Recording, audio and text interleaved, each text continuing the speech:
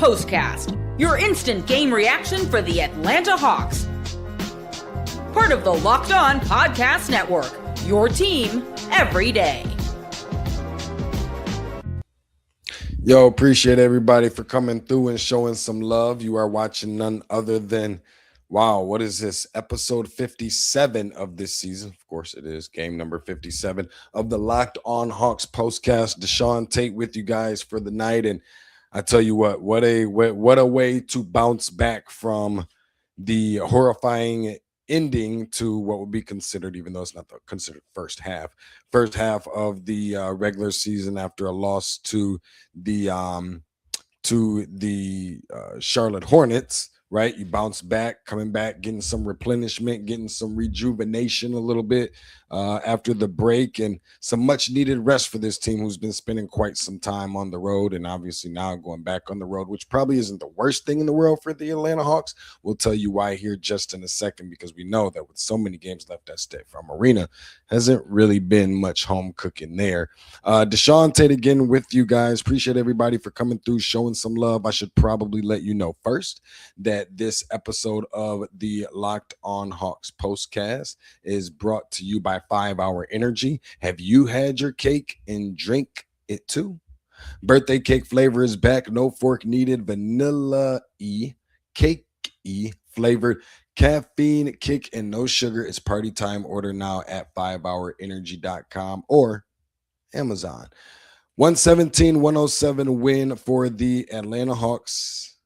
Check mark, check the box, add a number to the left side of the result column where they don't show any brotherly love to the Philadelphia 76ers. Definitely want to get a little bit of interaction from you guys, see what you guys kind of thought about tonight's game. I thought that there was a couple things, a couple keys that kind of stuck out to me like a sore thumb.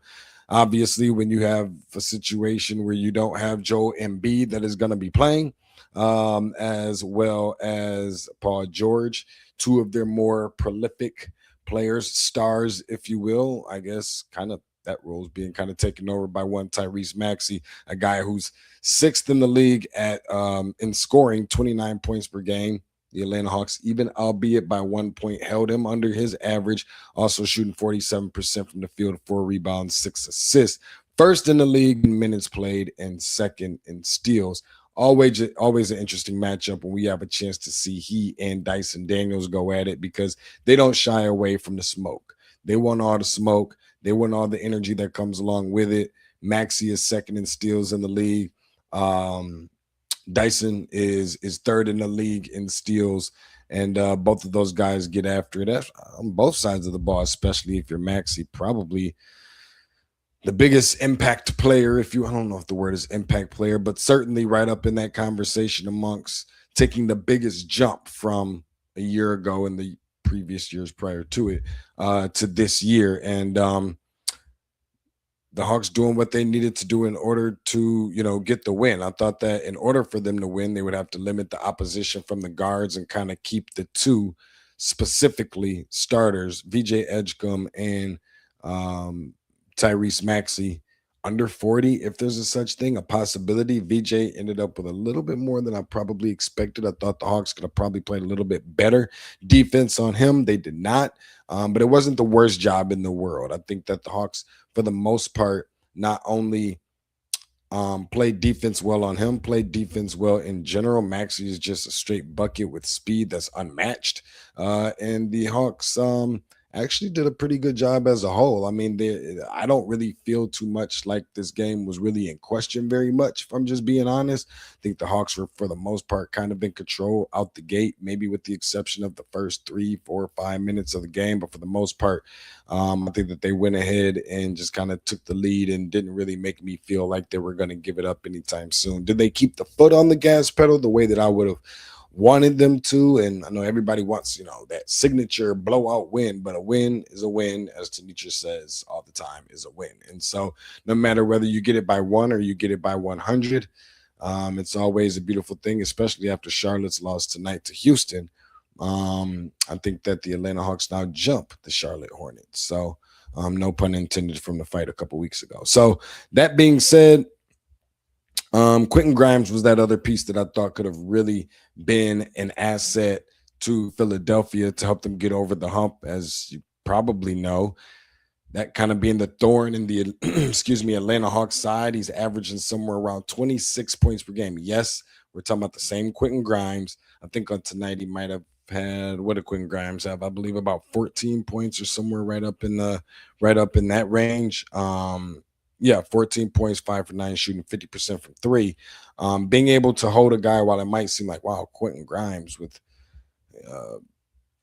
a pretty significant number into double digits. 14, I think, is a decent number. It's respectable if you're the Atlanta Hawks defense, but for a guy that's averaging against the Hawks a whole 12 more points than that, I think that they'll be willing to live with that. Of course, Philadelphia entering this game, losing its 3 of its last 4 games, certainly helps. And speaking of 3 of the last 4, the Atlanta Hawks going to play 3 games in the next 4 days, although they do have the 4th easiest schedule remaining in the NBA. So I think that that'll help them out a lot.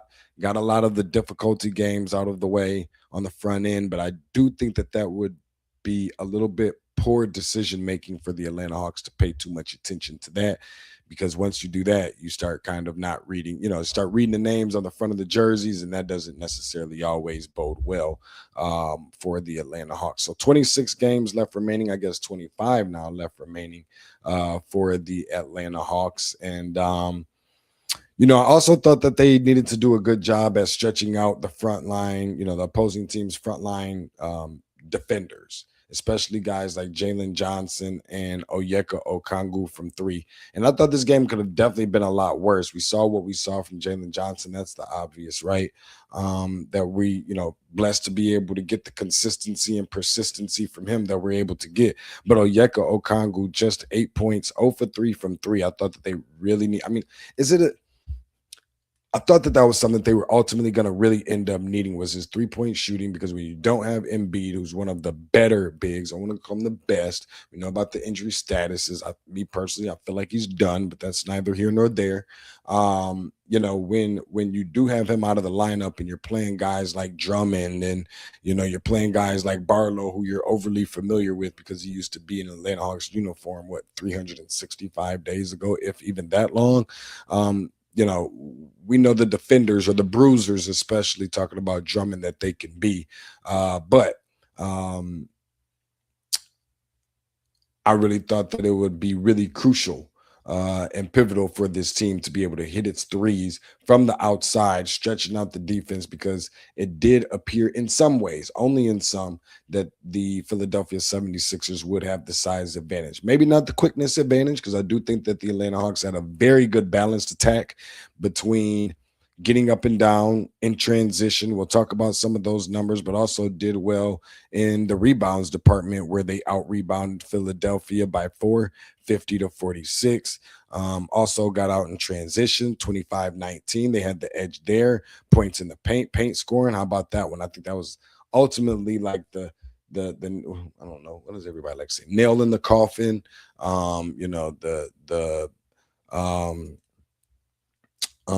Just the exclamation point, if you will, that they put on the game was being able to outscore, doing what you're supposed to do. We're just being really transparent about it, outscoring the front line when you have Jalen Johnson or Onyeka Okongwu in there. But I thought that someone else, I really believe, did themselves a fine job. And if you would have told me that he would outscore Onyeka Okongwu,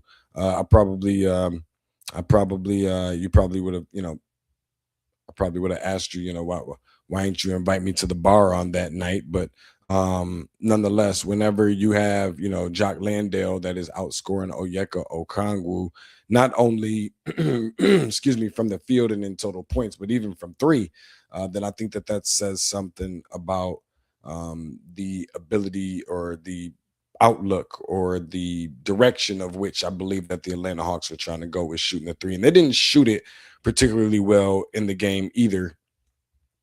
Obviously, being a team that shot 31% tonight from 3, so they didn't shoot it exceptionally well, nor did they from the free throw line under 80%, and way far too many turnovers for my liking, with 14 of them, and still able to get a win.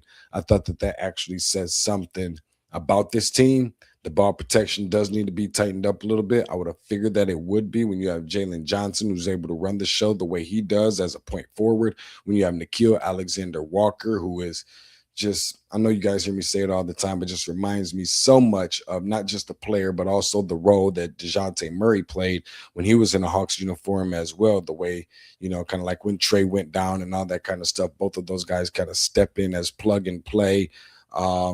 Maybe not your traditional or prototypical point guards or what have you, but certainly in position to be kind of like a by default or de facto point guard. Guys that won't necessarily that will help you win a game at the point guard position before they help you lose a game, if that makes any sense at all. Far more than game managers. But I thought that was something that was obviously really important for this team. And he didn't even have a great night. Some of the better players for the Atlanta Hawks, obviously not named Jalen Johnson, did not have fantastic nights. We talked about Onyeka Okongwu already, Nickeil Alexander-Walker.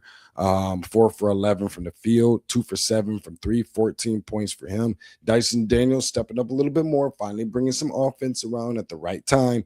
Maybe not from a jump shooting standpoint, especially from the perimeter, but certainly getting downhill, some of those floaters, got a couple dunks, things of that nature. And by the way, as good of a job as the Atlanta Hawks did without Onyeka Okongwu having a fantastic night the way that he had been recently, I think that sometimes it's underappreciated how much Asa Newell brings you with his energy and just doing some of the little things in his very, very small window of opportunity in his young career that he's able to bring. Didn't see him on tonight. Muhammad Gay didn't give you very much at all, if anything. So, I think that it definitely does say something for them to be able to do what they did in terms of being able to bring some contribution and productivity to the team. We're going to go ahead and pay some bills on the other side real quick. Congrats to the Hawks. Now 8 consecutive wins against the Philadelphia 76ers. And there was obviously some importance of a strong start from this team.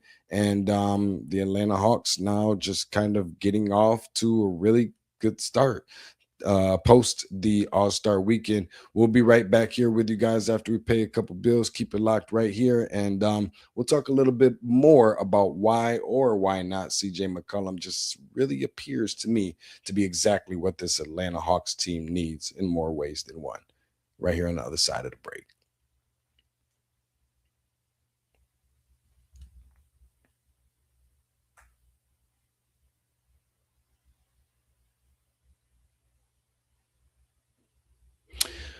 Welcome to the 5-hour energy flavor draft. We're looking at every prospect. That's right, every prospect to let you know which tasty flavors are the best and which just might be sleepers. This episode is brought to you. This episode of the Atlanta Hawks POSTCAST is brought to you by, of course, 5-hour energy. The board is set, the flavors are ready, and only one is going to take the top spot. 5-hour energy has a wide variety of flavors, a little bit of something for everybody. Even 5-hour energy shots give you a boost with 0 sugar and has a lot of upcoming flavor innovations planned. Which ones are they? I'll tell you here in a second.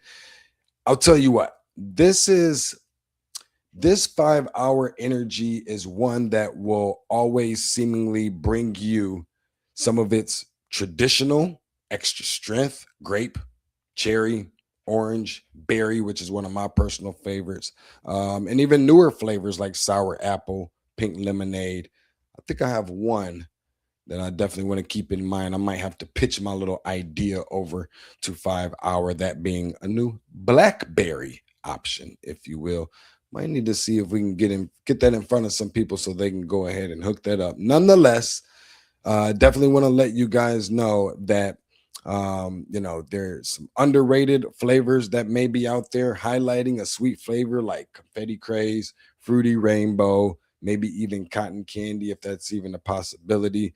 So definitely want to see if there's some more options out there that any of you guys might be thinking would be something that would be really fun to see and new flavors to try. Maybe if they had something like that whole Coca-Cola thing where they have like all the different drinks, you could try them and mix them and do all that kind of stuff. That seems pretty cool. But in the way of a 5-hour energy. That sounds pretty dope to me. Find your new favorite flavor, that is a 5-hour energy shots, available online at 5hourenergy.com or perhaps on Amazon.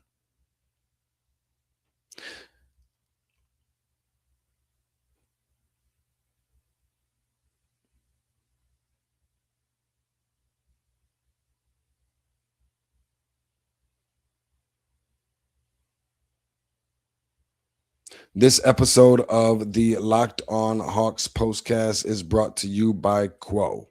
New year, new systems. This is the time when a lot of us look at the messier parts of how we run our business and think there just has to be another way, a better way. And there is. Streamlining your communications is one of the quickest upgrades that you can make. That's why today's episode is brought to you by Quo, spelled Quo.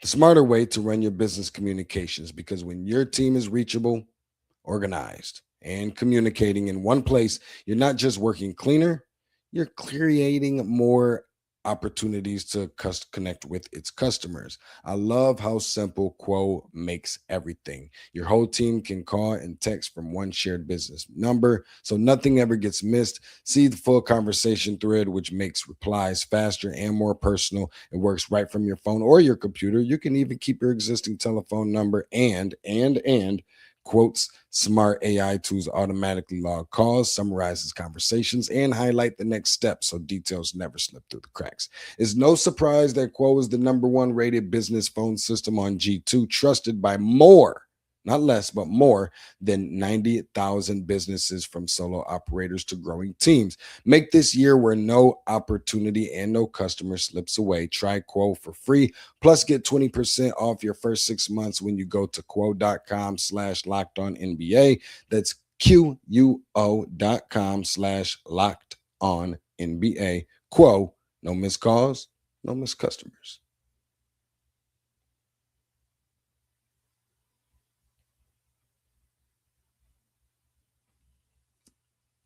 And this Locked On Hawks postcast is brought to this episode of the Locked On Hawks postcast is brought to you by Indeed. Workplace chaos, deadlines stacking up, inbox overflowing, and the one position you have to fill still sitting open. When the pressure's on and you need the right hire, this is a job for sponsored jobs. Indeed, sponsored jobs helps you reach the people who actually fit what you're looking for: skills, experience, location. So you're not just hoping the right candidate stumbles across your post. And here's a stat that says it all. In the minute I've been talking to you, companies like yours made 27 hires on Indeed, according to Indeed data worldwide.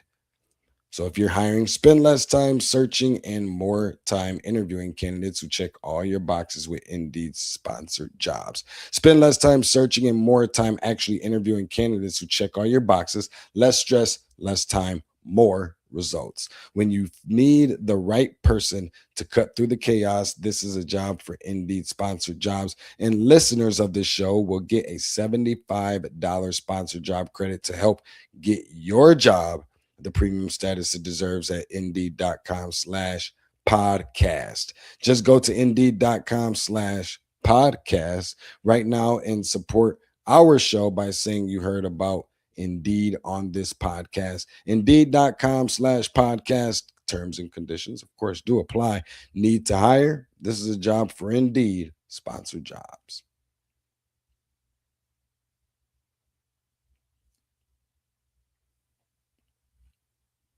Welcoming everybody back. Appreciate you guys again for joining me. Segment 2 rolling right around the corner for us. 117-107 win for the Atlanta Hawks over the Philadelphia 76ers. And as I teased it before the break, CJ McCollum may be being exactly what this team needed in more ways than one. And in which ways could that potentially be? Let's talk about it right now, but not first. Before we get to our player of the game, we know that it's just so easy to pick one Jalen Johnson each and every single night. Outside of him, I think that one player is none other than CJ McCollum. This is the Locked On Player of the Game.